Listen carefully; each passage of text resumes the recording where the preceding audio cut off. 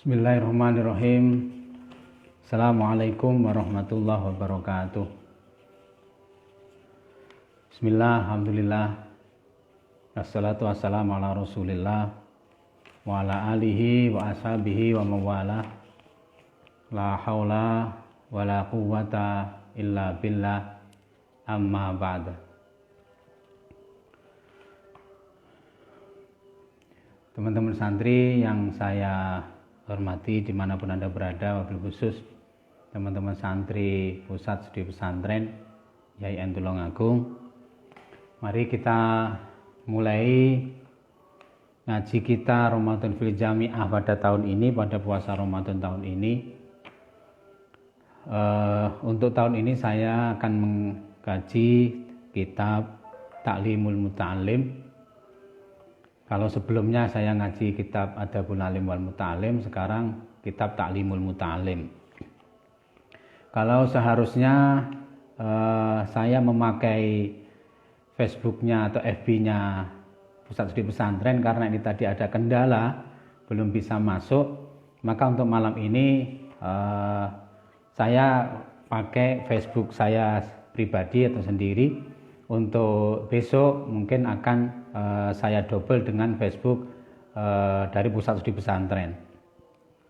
Baik, sebelumnya mari kita tawasul kepada para guru-guru kita, para masyayikh kita, wabil khusus mu'alif hadzal kitab.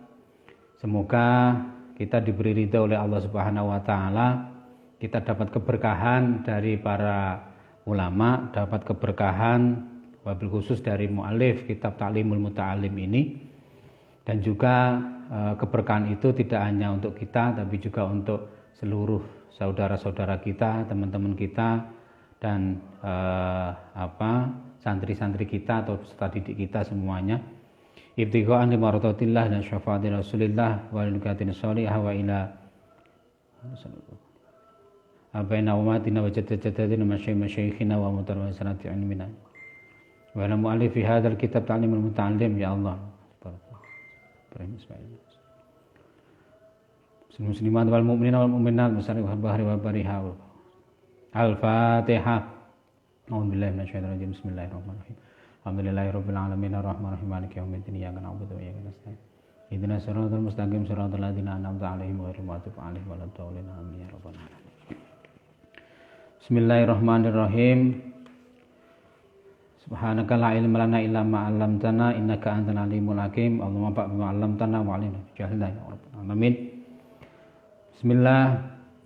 Bismillahirrahmanirrahim.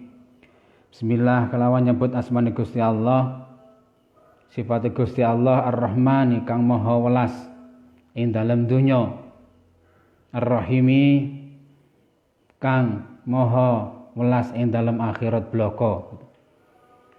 Jadi kita memulai apapun itu ibadah, kegiatan atau apapun yang kita kerjakan, maka selayaknya kita mulai dengan bismillah. Kullu amrin dzibalin la yubtada'u bi bismillah fa huwa aqta.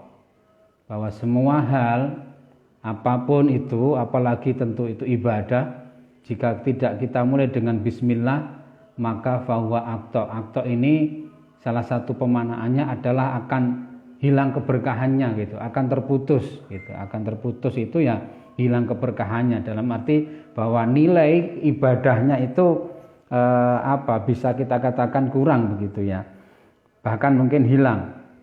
Maka tentu harus kita mulai dengan bismillah, dan inilah enaknya ibadah dalam ajaran agama Islam, bahwa semua yang kita mulai dengan bismillah maka di situ akan mendapat keberkahan-keberkahan. Alhamdulillahilladzi faddala bani Adam. Alhamdulillah utawi sekabehane puji. Nah, ini kelebihan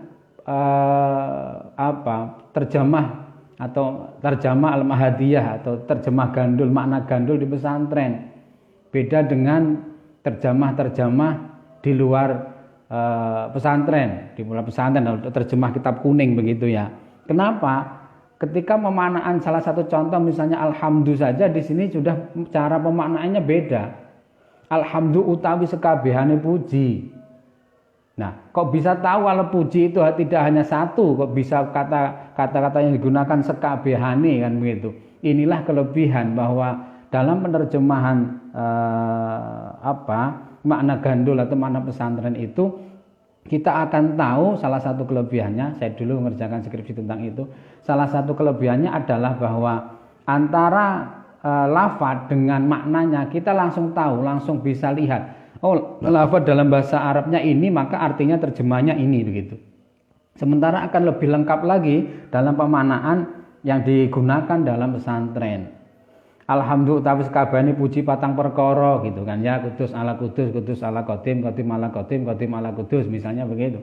Pujian atas Tuhan kepada Tuhan, Tuhan kepada makhluk, makhluk kepada Tuhan, makhluk kepada sesama makhluk. Ini hanya ada di pesantren.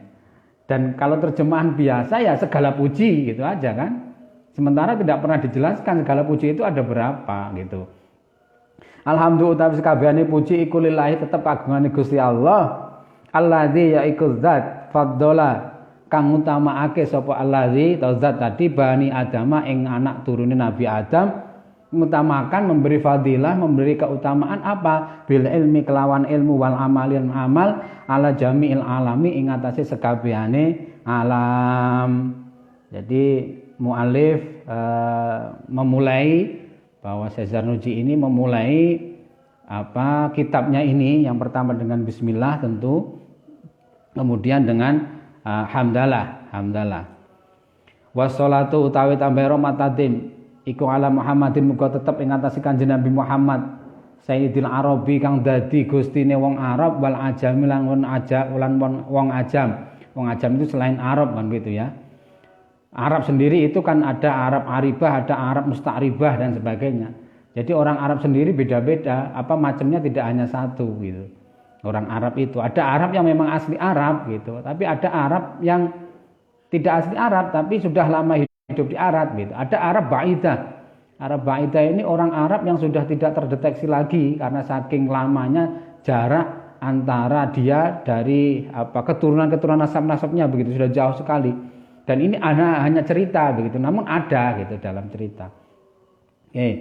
Wa ala alihi lan muga tetep ing atase keluargane Kanjeng Nabi wa ashabihi lan muga tetep ing atase kan begitu maunya atau sahabat-sahabate Kanjeng Nabi ya nabiin ulumi kang dadi sumbere pira-pira ilmu wal hikamilan hikmah. Pertama, puji syukur kepada Allah yang telah memberi keutamaan kepada semua anak Adam. Ini kalau kita kembali pada ayat wa 'allama Adamal asma'a kullaha tsumma aradahum 'alal malaikah dan sebagainya itu, bahwa itu salah satu kelebihan yang diberikan Allah kepada anak cucu Nabi Adam ini gitu, anak cucu Nabi Adam. Dalam artian begini, bahwa malaikat itu memang seolah-olah sudah tahu, malaikat itu seolah-olah sudah memprediksi gitu ya. Sudah tahu sebelumnya sifat manusia itu apa. Sudah ada di sana kan begitu. Bahwa manusia itu yasfikud dima misalnya. Bahwa manusia itu suka berkelahi, bahwa manusia itu suka merusak. Kenapa Allah menjadikan makhluk yang bernama manusia kan begitu? Tapi Allah punya hak prerogatif yang tidak diketahui, yang tidak dimiliki oleh makhluk lain termasuk malaikat. Bahwa aku lebih tahu daripada kamu kan begitu ya. Sehingga akhirnya Allah memberikan wa 'allama Adamal asma'a kullaha tsumma aradu. Kemudian Allah mengajari, kemudian Allah memberikan pendidikan begitu ya dengan nama-nama itu, asma-asma itu gitu. Nah, itu kalau kita bawa dalam dunia pendidikan, maka sebenarnya itu Allah sedang memberikan kurikulumnya. Memberikan kurikulum kepada Nabi Adam. Ini kalau sistem pendidikan, maka di situ itu akan ada pendidik, ada peserta didik kan begitu ya. Kemudian ada materi atau kurikulumnya. Pendidiknya yaitu Allah, kemudian peserta didiknya saat itu adalah malaikat, kemudian ditambah setelah Nabi Adam lahir berarti ada Nabi Adam, kemudian kurikulumnya apa? Asma ini tadi gitu. Nah, metode pendidikannya apa gitu ya? Alam, taklim gitu ya. Jadi bisa jadi di situ langsung ketemu kemudian diajari begitu. Diajari. Maka ini sebenarnya kalau ditanya apa ada dalam Al-Qur'an itu sistem pendidikan begitu? Ada. Salah satunya yaitu tadi ayat ini ketika Allah mengajari ketika Allah berdialog gitu ya. Di situ ada malaikat yang mengajak dialog kepada Allah gitu. Nah, ini metode pembelajaran atau metode pendidikan. Kemudian materi atau kurikulumnya apa? Materi atau kurikulumnya ya asma ini tadi gitu. Siapa pendidiknya Allah? Siapa yang didik? Di situ ada malaikat gitu. Bahwa pendidik memberikan pengajaran, memberikan materi atau kurikulumnya atau RPS-nya begitu ya, atau RPP-nya gitu. Yaitu asma ini tadi. Ini kalau kita bawa dalam sistem pendidikan. Baik. Jadi setelah hamdalah kemudian tidak lupa sholawat gitu ya. Sholawat ini wajib ya. Dalam arti ini sudah menjadi sebuah seolah-olah kewajiban dalam tanda kutip ketika kita belajar. Setelah bismillah, hamdalah, jangan lupa sholawat. Karena dengan sholawat inilah insya Allah apapun yang kita baca, doa apapun yang kita baca dengan sholawat ini akan disampaikan kepada Nabi Muhammad SAW begitu. Wa ba'du lan sa'use kang sinebut yang mana? Ya bismillah, hamdalah, sholawat itu tadi. Falam mara'aitu mongko nalikane weruh sapa ingsun musannif kasiron ing wong kang akeh. Sapa wong akeh kuwi mintulabil ilmi saking wong kang golek utawa nuprih ngilmu fi zamanina ing dalem zaman kita, zaman sekarang.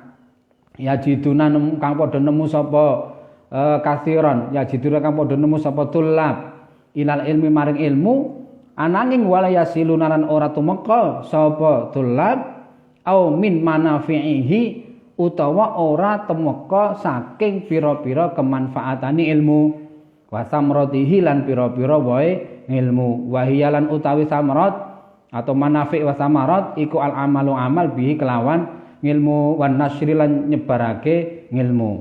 Nah, ini dibuat sudah lama, dikarang sudah lama, namun ternyata masih sangat relevan begitu ya sampai hari ini. Sangat relevan sampai hari ini. Bahwa saat itu sang musannif ini, Syekh Zarnuji ini ketika beliau melihat santri gitu ya atau melihat orang-orang yang sedang belajar mencari ilmu, namun apa yang ditemukan oleh beliau ya, beliau santri ini belajar, peserta didik ini belajar, namun ternyata kok tidak sampai pada kemanfaatan dari ilmu itu gitu. Ini sebuah kegelisahan akademik kalau bahasanya Prof. Amin Abdullah. Maka ketika kita mau menulis karya ilmiah tertentu, tesis, disertasi, skripsi atau apapun, artikel dan sebagainya misalnya, apa kegelisahan akademiknya kan begitu ya, apa problemnya, apa masalahnya begitu. Nah, Syekh Zarnuji ini menemukan kegelisahan akademik saat itu. Apa kegelisahan beliau? Bahwa ini banyak siswa, banyak santri belajar, namun kok tidak sampai pada kemanfaatannya, ini kenapa kan begitu ya. Kok tidak sampai mendapat kemanfaatan dari ilmu ini, apa penyebabnya gitu. Maka beliau gelisah. Kok tidak sampai pada buahnya ilmu, kenapa? Apa sih buah atau kemanfaatannya? Yaitu amal dari ilmu tersebut dan menyebarkan ilmu tersebut. Ada kemudian yuhramuna, ada yang yahrimuna, ada juga begitu. Cara membacanya ada dua. Kalau yahrimuna berarti itu mabni maklum, kalau yuhramuna berarti mabni maklum gitu ya. Mabni majhul. Yahrimuna kang podo ketutup begitu ya. 5 krana perkara anam sak temene talib iku akhtau padha salah sapa talib toro ikahu ing pira-pira dalane talib. Jadi salah satu penyebabnya kenapa mereka tertutup sampai tidak mendapatkan kemanfaatan ilmu tadi itu, tidak sampai mendapatkan buahnya ilmu tadi, dia belajar tapi ternyata tidak manfaat begitu. Salah satu yang menjadi argumen gitu ya, kalau dalam penulisan artikel maka argumenmu apa kan gitu ya. Maka argumen dari Syekh Zarnuji ini apa? Bahwa ketika mereka tidak mendapatkan kemanfaatan itu, yaitu karena apa? Karena mereka salah metodenya, salah caranya, salah thoriqohnya gitu ya, salah thoriqohnya. Wa taraku lan padha ninggal sapa talib atau tulab ya, tulab. Jamak di sini. Wa taraku lan padha ninggal sapa tulab syara'itahu ing pira-pira syarate ilmu. Yang kedua, yang pertama tadi salah thoriqohnya, Ini torikoh bukan torikoh dalam tasawuf itu ya, maksudnya cara memperolehnya ilmu, cara mencarinya tadi itu. Yang kedua, mereka itu meninggalkan syarat-syarat dalam atau syarat-syarat ketika mencari ilmu. Ini yang diargumen dari Syekh Zarnuji begitu ya. Wa kulluman lan utawi saben-sabene wong akhto akang salah sapa man atoriko ing dalan dolam mongko sasar tersesat sapa man walayana lan ora merkoleh sapa man al maksuda ingkang den tuju qalla au jalla. Ya, qalla au jalla. Jadi ketika setiap orang, jadi tadi kenapa runtutannya ya, bahwa pencari ilmu atau santri begitu atau peserta didik begitu ya, kenapa tidak sampai pada kemanfaatan dan buahnya ilmu, yaitu amal dan menyebarkan itu. Jadi dia punya ilmu, banyak ilmunya, tapi tidak bisa beramal dengan ilmu itu, tidak bisa menyebarkan ilmunya tadi, sehingga tidak bisa dimanfaatkan oleh orang lain kan begitu. Kenapa seperti itu? Maka argumen dari Syekh Zarnuji ini satu, bahwa dia salah dalam torikohnya, dia salah dalam metode pencarian ilmu tadi itu, metode ketika belajarnya itu satu. Yang kedua, dia meninggalkan syarat-syarat ketika yang harus dipenuhi oleh seorang pencari ilmu ketika dia belajar atau ngaji. Maka dari itu setiap orang yang salah torikohnya, maka dia akan tersesat. Tersesat itu berarti ketika dia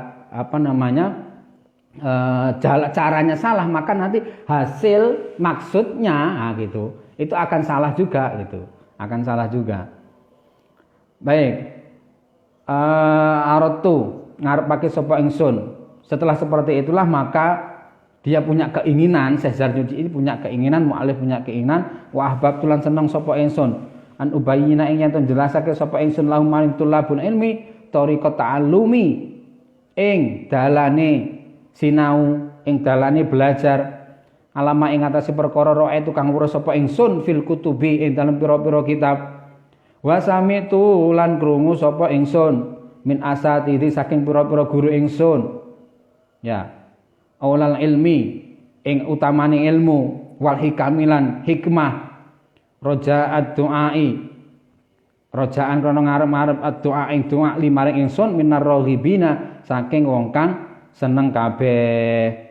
Jadi setelah fenomena seperti itu, adanya fenomena yang ditemukan oleh mu'allif Syekh Zarnuji, banyak pencari ilmu yang tidak sampai pada kemanfaatan dan buahnya ilmu, maka dari itu beliau memiliki keinginan, memiliki maksud begitu untuk menjelaskan kepada mereka, kepada tulab itu bagaimana sih sebenarnya thariqat ta'allum yang benar gitu maksudnya.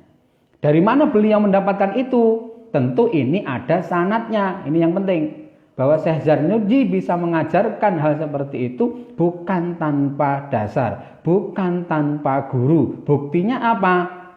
Buktinya ra'aitu fil kutubi. Nah, saya ra'aitu fil kutubi ini berarti tidak hanya sekedar melihat ya. Pasti beliau sudah mutolaah, beliau sudah ngaji. Wa sami'tu min asatidhi. Dan saya mendengar dari guru-guru saya. Nah, ini yang terpenting. Ini yang terpenting bahwa jangan sampai ketika kita belajar, apalagi kita masih awam begitu terhadap sebuah ilmu, apalagi itu ilmu agama, maka harus kita upayakan di sana ada gurunya. Ada gurunya. Bahwa guru itu yang memiliki ilmu pun juga sampai pada hikmah tertentu. Ini yang penting. Yang penting yang harus kita penuhi, ya, yang harus kita penuhi. Apalagi kita santri begitu. Ya oke lah, sekarang sudah dimudahkan dengan teknologi yang canggih-canggih, bahwa kitab sekarang tidak lagi berupa kitab kuning seperti ini yang saya pegang ini ya, tidak seperti ini, tinggal di-download sudah ketemu kitabnya, sudah digitalisasi semuanya, dan itu memudahkan kita. Namun demikian jangan sampai apa yang kita ajarkan, apa yang kita pelajari itu tanpa sanad guru. Itu bahaya kalau kita tidak punya guru gitu. Sepinter apapun menurut saya, kita coba mengaca atau juga belajar dari para masyayikh, para guru-guru kita. sangat jelas dan sangat kuat ketika memegangi sanad dan guru ini. Beliau pasti memiliki guru ataupun sanad ilmu yang jelas. Baik. Fihi al-mukhlisina bil fauzi wal khulasi fi yaumiddin. Fihi ing dalem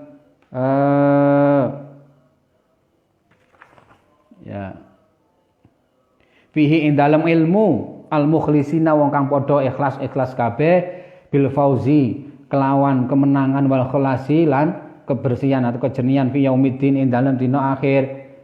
Jadi ini menjadi catatan bagi kita bahwa guru-guru dari Syekh Zarnuji ini begitu ya.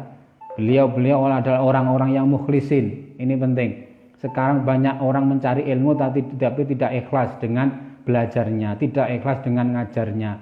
Ini akan mempengaruhi terhadap keberkahan ilmu yang dia pelajari ataupun yang dia ajarkan nanti. Keikhlasan itu sangat penting. Jadi kita selaku santri harus ikhlas dengan proses pencarian ilmu, proses ngaji kita. Kita sebagai pendidik harus ikhlas dengan apa yang kita lakukan, yaitu proses pembelajaran kepada santri maupun peserta didik kita. Ini yang harus kita pegangi. Ba'da mastakhartu Allah Ta'ala fihi. Jadi upaya seorang ulama zaman dahulu ketika mengarang, ketika memiliki konsep, memiliki ide dan sebagainya, maka beliau pasti itu akan diyakinkan begitu ya, seolah-olah ditashehkan kepada Allah Subhanahu wa taala dengan istikharah. Ini yang terpenting. Jadi ba'da mastakhartu sakwuse istikharah gitu ya, sapa ingsun Allah ing Gusti Allah taala halimul luhur sapa Allah fihi ing dalem tadi thariqat ta'allum tadi itu. Jadi setelah beliau memiliki kegelisahan akademik, kemudian beliau memiliki upaya untuk menjelaskan thariqat ta'allum ataupun taklim yang benar begitu ya. Itu dikuatkan dulu dengan dengan istikharah kepada Allah Subhanahu wa taala. Untuk apa? Untuk bisa ya sampai pada ini tadi taklif kitabnya. Ketika menulis dan itu di bawah bimbingan Allah begitu, maka kalimat-kalimat, pilihan-pilihan kata para ulama zaman dahulu itu luar biasa, memiliki makna yang sangat dalam dan hikmah-hikmah yang luar biasa itu. Jadi tidak hanya sekedar menulis kemudian di situ menjadi sebuah kitab karangan atau menjadi sebuah buku dan sebagainya. Tidak. Tapi beliau para ulama masyayikh kita itu melalui proses yang panjang dulu, yaitu mencari keridhaan Allah dulu. Wa samaituhu lan ngarani sapa ingsun musannif atau muallif kitab. Hu ing kitab ngarani Ta'limal Muta'allimi ing kitab Ta'limal Muta'allim thariqat ta'allumi. Ya, thariqat ta'allum. Jadi namanya Ta'limul Muta'allim thariqat ta'allum. Wa ja'altuhu lan dadekake sapa ingsun musannif atau muallif ing kitab taklim tadi itu fusulan ing pira-pira bab, faslun apa saja, yaiku ana fasal suwiji fi mahiyatil ilmi ing dalem ya definisi atau pengertian ing ilmu wal fikhi lan fikih wa fadlihi lan keutamaan ing ilmu. Faslun fasal suwiji, pasal yang selanjutnya fin niyati nerangake jelasake ing dalem niat. Fi halit ta'allumi ing dalem tingkahe sinau. Faslun ana fasal suwiji fi ikhtiyaril ilmi, yaiku nerangaken ing dalem milih ngilmu wal ustadzi lan guru wasyariki lan kanca. Jadi nanti akan ada pasal bagaimana kita memilih ilmu yang seperti apa yang harus kita pilih, guru seperti apa karakternya yang harus kita ikuti. Itu ada caranya, ada metodenya dalam kitab ini. Bahkan sampai teman seperti apa yang harus kita dekati begitu, yang harus kita dekati.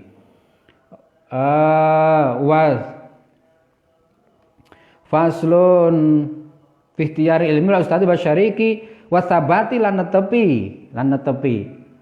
Ya, bahasa yang lainnya mungkin bisa dikatakan juga kita tetap tabah, kita tetap istiqomah begitu ya, tetap istiqomah. Oke, faslun wastabati lan netepi konco tadi itu. Faslun ana pasal suwiji fi ta'dzimil ulumi nerangake ing dalem ngagungake ilmu wa alihilan ahli ilmu. Faslun ana iku pasal suwiji fi jidi ing dalem nemen-nemeni wal muwadzabati. Bahasanya continue mungkin begitu ya, wal muwadzabah. Wal himmati lan punya himmah, punya niatan, punya kerentek, punya kemauan begitu ya, yang kuat.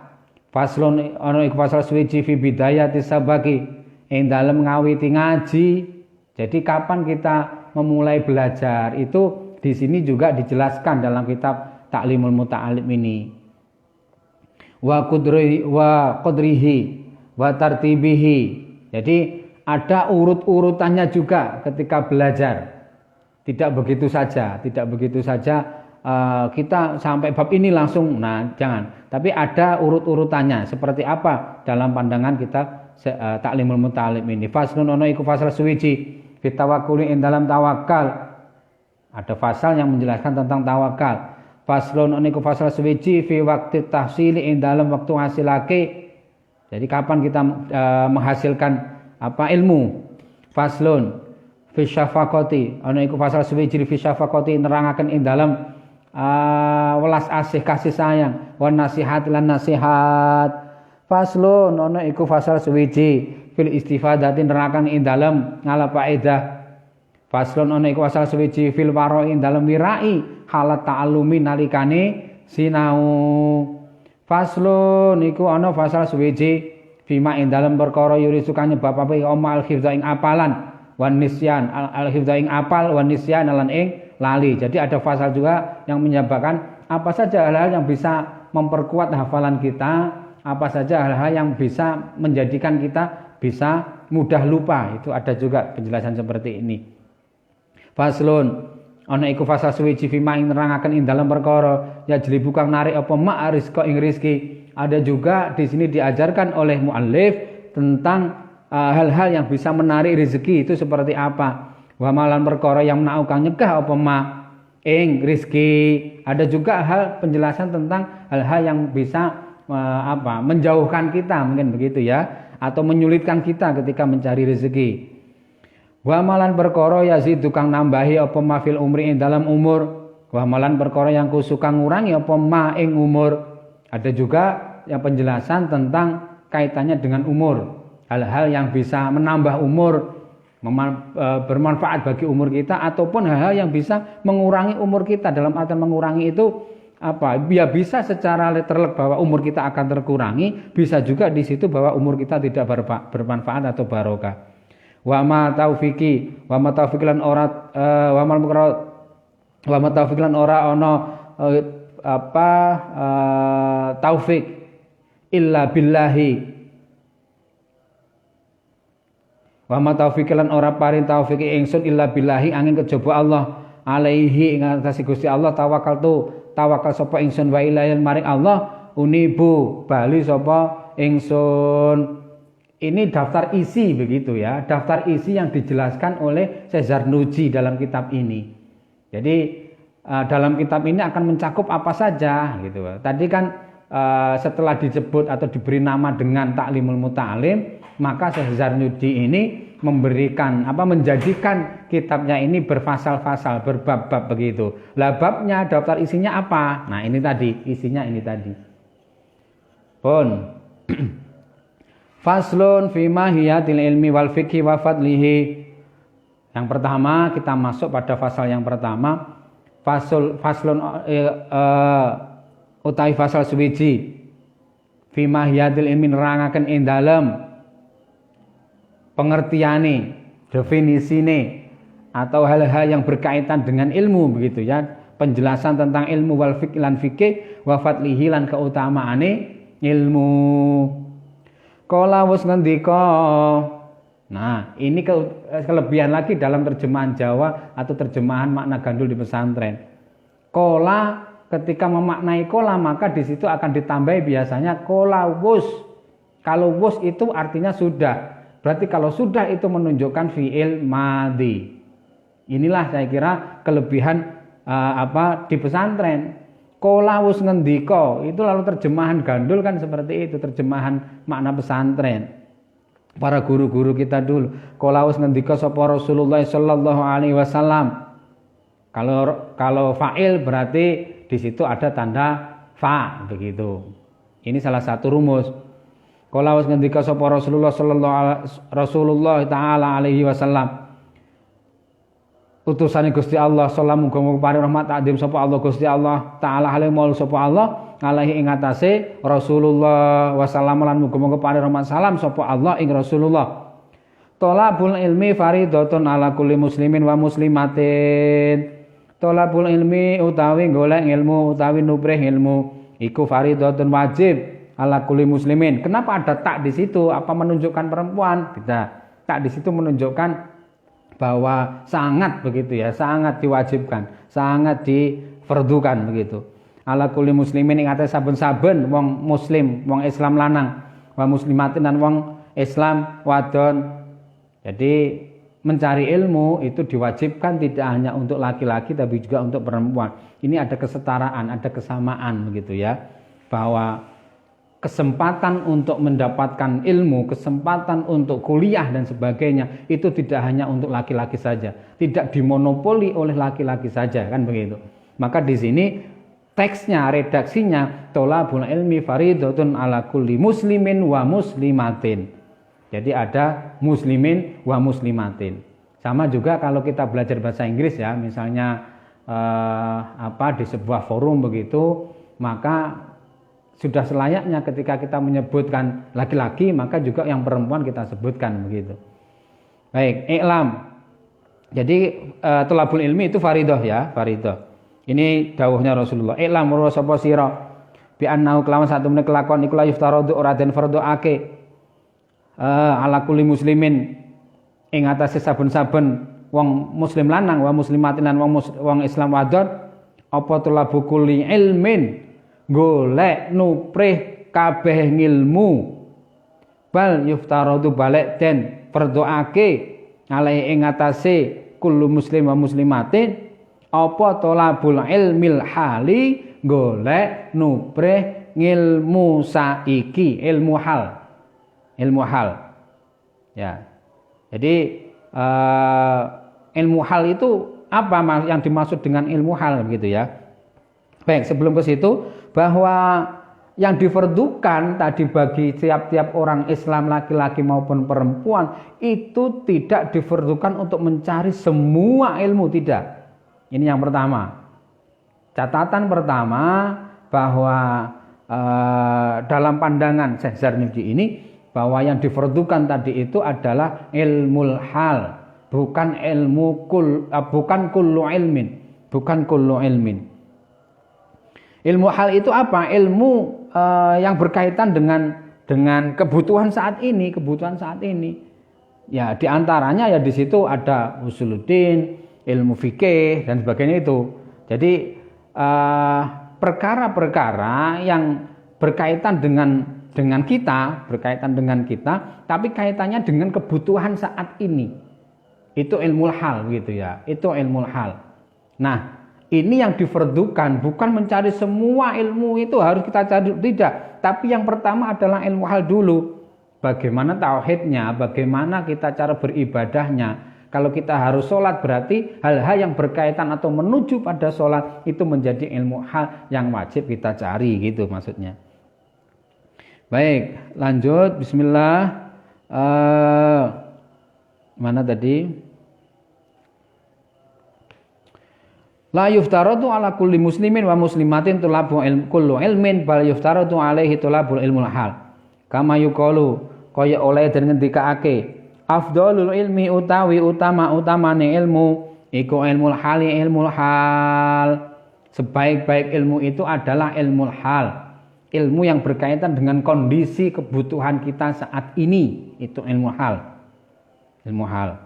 Wa afdhalul amali lan utawi saapi-apike amal iku hifdzul hali jaga hal jaga kondisi jaga keadaan yuftaradu kang den berdoake alal muslimi ing atase saben-saben wong Islam apa tulabul ilmi golek ilmu ma ing perkara yakau kang tumiba kang terjadi tumiba itu bukan jatuh bukan ya tumiba itu terjadi yakau kang tumiba apa malahu kedue muslim fi halihi ing dalam tingkahe muslim fi ayi halin ing dalam saben-saben tingkah kana ana sapa muslim fa innahu mongko sak temene muslim iku labuda ora kena ora berarti apa wajib kan begitu ya harus gitu. Kalau orang dulu atau guru-guru kita kalau maknai kadang bahasanya itu kayak aneh begitu ya kayak lucu begitu. Labuda ora kena ora gitu lahu kedue muslim minas sholati bayani ma tadi itu wujudnya apa begitu ya wujudnya apa yang harus tadi itu minas sholati min haking sholat fayuftaradu mongko den berdoake alaihi ing atase muslim apa ilmu ma ngaweruhi perkara yakau kang terjadi apa ma yakau kang tumiba apa malau kedue muslim fi sholatihi ing dalem sholate muslim. Jadi yang pertama adalah bagaimana kita bisa memahami tentang sholat. Maka hal-hal yang berkaitan tentang sholat, bagaimana kita bisa melaksanakan sholat itu menjadi wajib. Itulah yang disebut dengan ilmu hal yang harus afdolul ilmi ilmul hal, itu kan ya. Wa afdolul amali hifdul hal. Ini yang dimaksudkan oleh Syekh Zarnuji atau muallif kitab ini. Jadi kalau kita saat ini belum paham tentang sholat, ya kita sholat itu sudah puluhan tahun gitu ya. Tapi pernahkah kita berpikir begitu ya?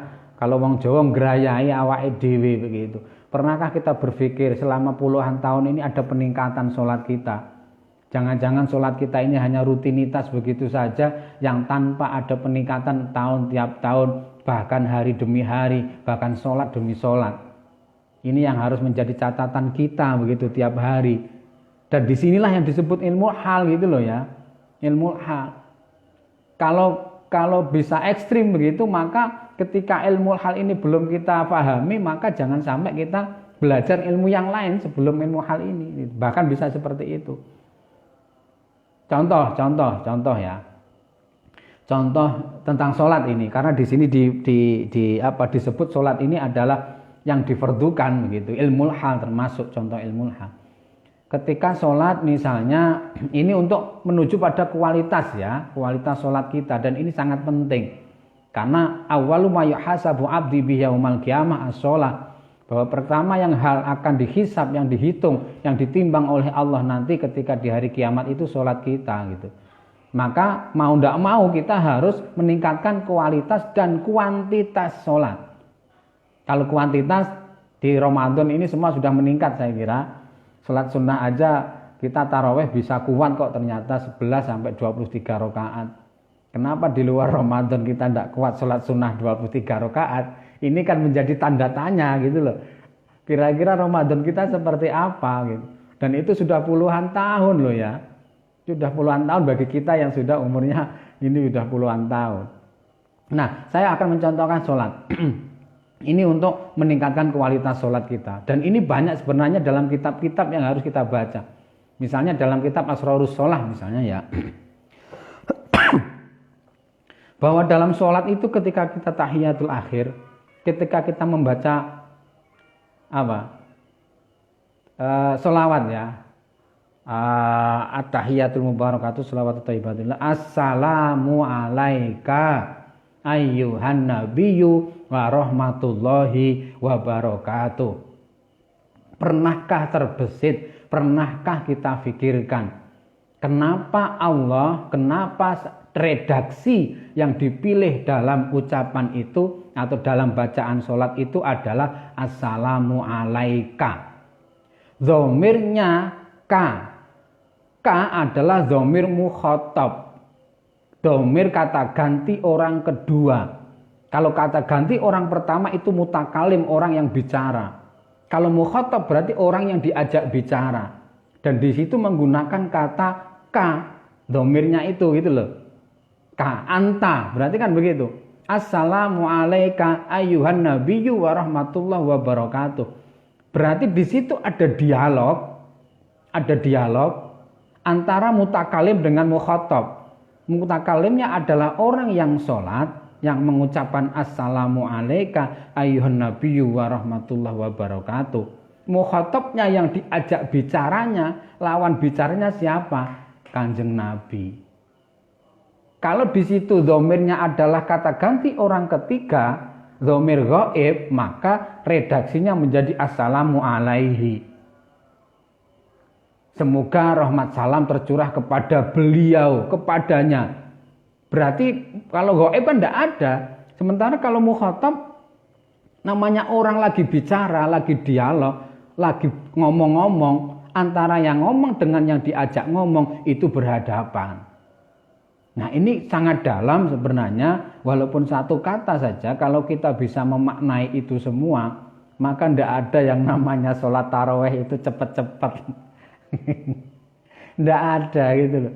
Kenapa? Karena di situ sedang dialog, di situ sedang ajak bicara gitu ya. Assalamualaikum ayyuhan nabi, gitu loh. Ayyuhan nabi gitu.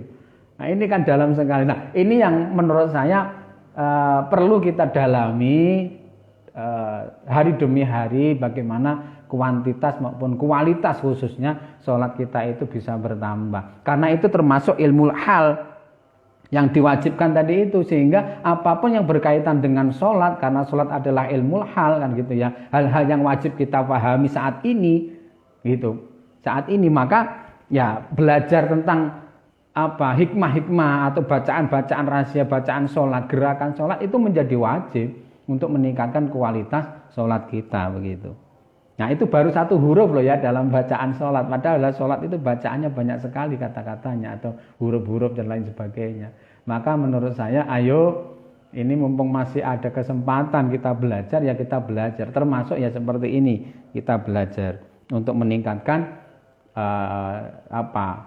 ya ibadah kita khususnya sholat tadi itu. Karena di sini dicontohkan sholat gitu loh. Makanya saya menjelaskan tentang sholat itu. Jadi karena ini berkaitan dengan kefarduan sholat, maka hal yang berkaitan dengan sholat itu wajib kita pahami gitu.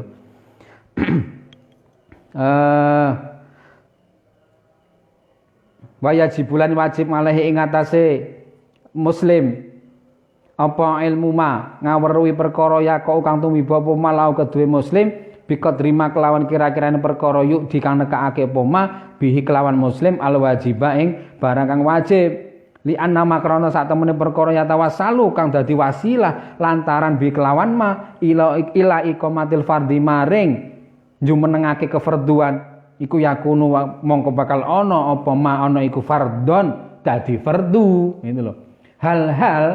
Hal-hal yang menuju pada sebuah kefarduan, maka hal ini menjadi fardu juga untuk kita pahami. Karena sholat ini wajib, sholat ini fardu, maka memahami hal-hal ilmu yang berkaitan dengan sholat itu menjadi fardu gitu loh pemahamannya. Wa amalan perkara ya tawassalu kang dadi wasilah dadi lantaran apa bihi kelawan ma ila iqamatil wajibi maring jumenengake wa barang kang wajib iku yakunu bakal ana apa ma ana iku wajiban dadi wajib gitu. Wa kadzalika lan kaya mengkono-mengkono salat fi shaumi ing dalem poso wa zakat lan zakat ing kana mengko lamun ana kulahu kedue muslim apa malun bondo. Jadi kalau dia sudah punya harta, maka dia juga wajib memahami ilmu tentang zakat. Itu maksudnya. Wal haji lan haji begitu juga.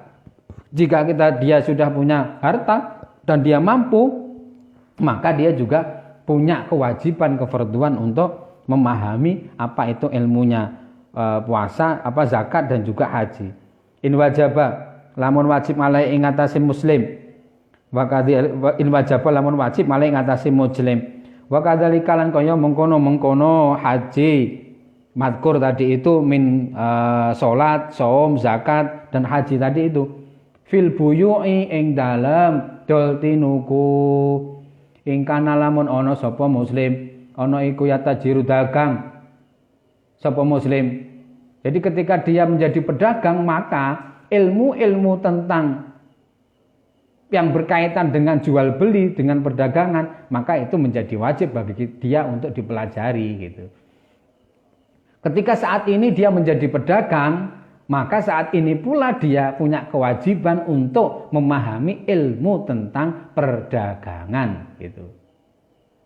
Nah, inilah ilmu hal tadi, ilmu hal. Jadi afdhalul ilmu ilmul hal wa afdhalul amali hifdzul hal. Itu dalilnya, itu quote-nya ya. Quote-nya bisa menjadi status nanti. Tapi jangan lupa Syekh Zarnuddinnya di bawah gitu loh ya. Kilaten ketika akhir Muhammadin kedua Muhammad ibn al-Hasani Muhammad bin Hasan rahimahullah muga-muga melasi hu ing Muhammad bin Hasan sapa Allah Gusti Allah taala halim maluhur sapa Allah. Jadi kila li Muhammadin ibn Hasan rahimahullah taala Allah tasannafa kitaban fi zuhdi qala sannaftu kitaban fil buyu'i yakni az-zahid man yataharras anisyubhat wal makruhat fit tijarah. Jadi Allah tasannafa ana ta ngarang sapa sira kitaban ing kitab zuhdi kang nerangake ing dalem zuhud. Kala dawuh sapa Muhammad sannaftu ngarang sapa ingsun kitaban ing kitab fil buyu'i ing dalem dol tinuku atau jual beli. Yakni ngarepake sapa az-zahid wong kang zuhud iku man wong yataharrasu kang jaga sapa man anu syubhati saking barang-barang kang subhat ora jelas halal harame itu subhat wal makruhati lan barang-barang kang den makruhake fit tijarati ing dalem perdagangan. Jadi ketika Muhammad bin Hasan ditanya jenengan apa mboten ngarang kitab tentang zuhud, saya mengarang kitab menulis kitab tentang jual beli gitu kan. Fil buyu'i yakni az-zahid mayyataharras yang disebut zahid itu orang yang menjaga dirinya dari hal-hal yang subhat dan makruh dalam dagang. Dagang ini merupakan pekerjaan yang sangat mulia gitu ya, sangat mulia. Bahkan Kanjeng Nabi sendiri dagang. Saya pernah 2009 itu ke Syria, kemudian dengan rombongan itu dibawa pada satu ruangan, satu rumah begitu, dan itu rumahnya Pendeta Bukhaira, tidak salah ya. Pendeta Bukhaira adalah pendeta yang sudah tahu bahwa akan datang seorang nabi gitu yang disebut dengan Ahmad ini, yang sedang jalan dalam perjalanan bersama Siti Khadijah saat itu dagang dari Madinah ya, enggak, Mekah atau Madinah ya, menuju Syam.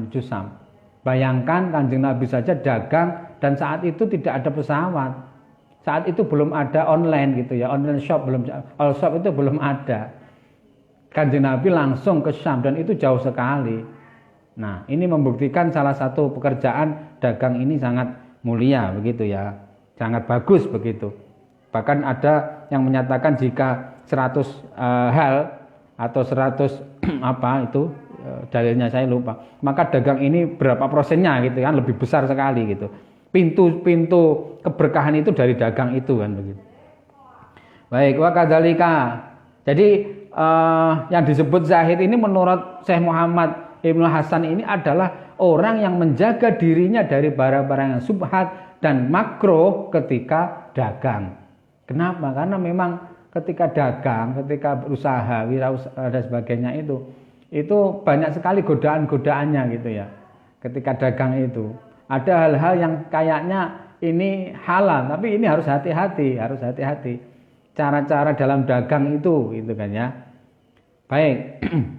Wa kadzalika lan kaya mengkono-mengkono matur yajib fi sairil muamalati ing dalam sekabehane muamalah. Jadi begitu juga selain seperti dalam contoh dagang tadi itu adalah yang berkaitan juga dengan muamalah. Pun wal harfi wal khirafi gitu ya. Bentar. Wal khirafi. Ya, wal khirafi yang betul. Wal khirafi lan penggawean, lan pira-pira penggawean. Jadi begitu juga seperti dagang tadi adalah hal-hal juga yang berkaitan bagaimana kita bersosial, bermuamalah, berhubungan dengan orang lain, berkaitan dengan orang lain. Wa kullu man istaghala bi syai'in minha yuftaradu alaihi ilmu taharrusi anil harami fihi. Wa kullu man utawa saben-sabene wong istaghala kan ketungkul, bahasanya ketungkul. Apa ketungkul itu? Sibuk gitu ya. Bisain kelawan suwi-wiji minha saking muamalat dan haraf iku yuftaradu dan farduake alaihi ing atase kulluman apa ilmu taharruzi ngilmune jaga anil harami saking haram fihi ing dalem istighol tadi itu fihi ing dalem istighol.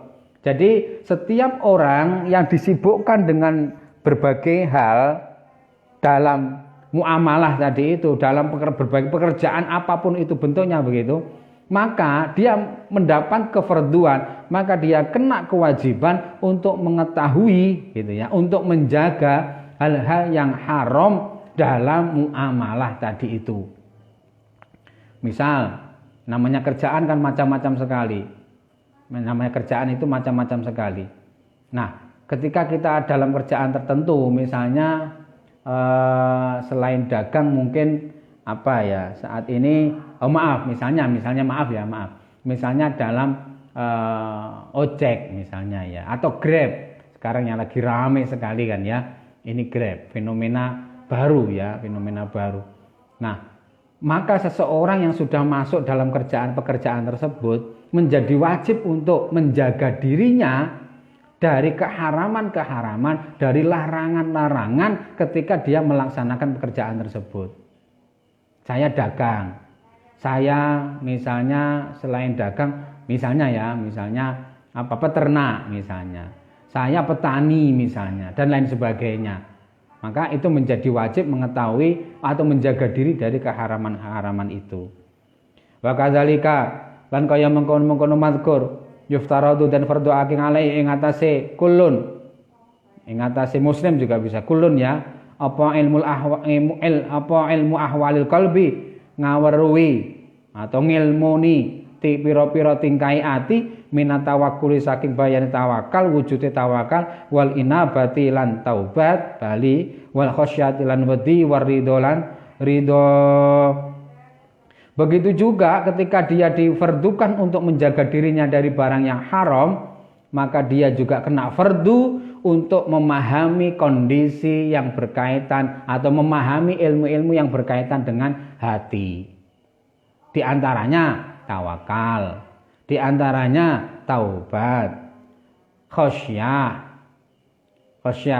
atau takut gitu ya, ridho. Ini menjadi kewajiban bagi kita untuk kita pahami. Kenapa? Karena hal-hal yang berkaitan dengan hati ini nanti juga akan ada kaitannya dengan pekerjaan tersebut, dengan kesempurnaan pekerjaan yang kita jalani itu gitu. Maka menjadi wajib juga kita memahami ilmu qulub, ahwalul qulub, ilmu ahwalil qulub tadi itu. Ahwalil qalbi. Fa innahu mongko sak temene kelakuan iku waqiun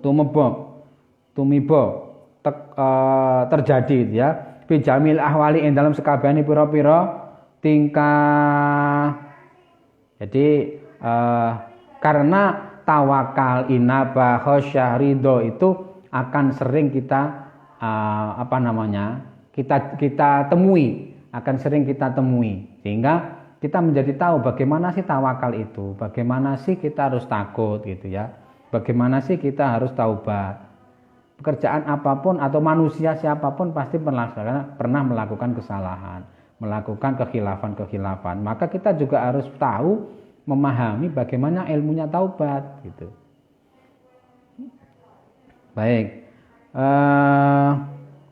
Wa syaraful ilmi la yakhfa ala ahadin id huwa mukhtasun bil insaniyah li anna jami'al khisali siwal ilmi yashtariku fiha al insan wa sairul hayawanat kasyaja'ah wal hirra wal quwwa wal jud wa syafaqah wa ghairuha siwal ilmi.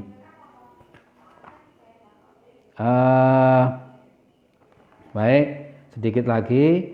Wa syaraful ilmi lan utawi mulyane ilmu iku layak fa ora dadi samar ala hadin ing atase wong suwiji itu wa krana utawi ilmu iku mukhtasun den khususake apa ilmu bil insaniyati kelawan kemanungsan li anna jami'al hisoli krana sak temene sekabehane tingkah siwal ilmi sakjane ilmu iku yastariku sekutonan fiha ing dalem khisal sapa al insanu menungso wasairul hayawanati lan sekabehane hayawan kasyajaati kaya dene sifat wedi sifat kendel wal hirati lan nekat gitu ya wal kuwati lan kekuatan wal judi lan loman wa syafaqati lan melas asih wa ghoriha lan yani mengkono-mengkono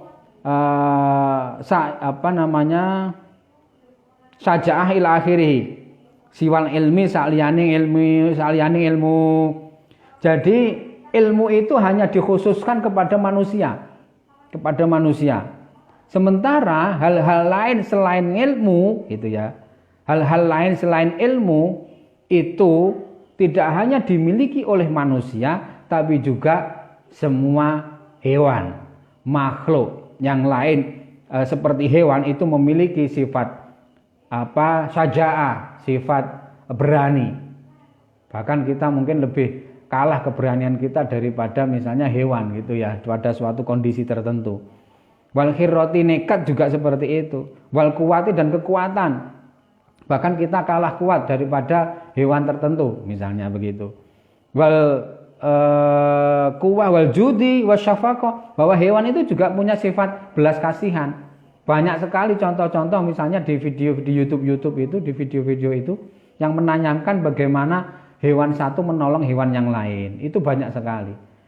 Dia menolong anaknya dan sebagainya. Ini membuktikan bahwa sifat-sifat ini dimiliki oleh hewan, tidak hanya manusia. Tapi kalau ilmu itu hanya dimiliki oleh manusia. Inilah yang membedakan antara kita dengan hewan. Maka ketika kita sudah berilmu, itu menjadikan kita sudah membedakan diri dari hewan.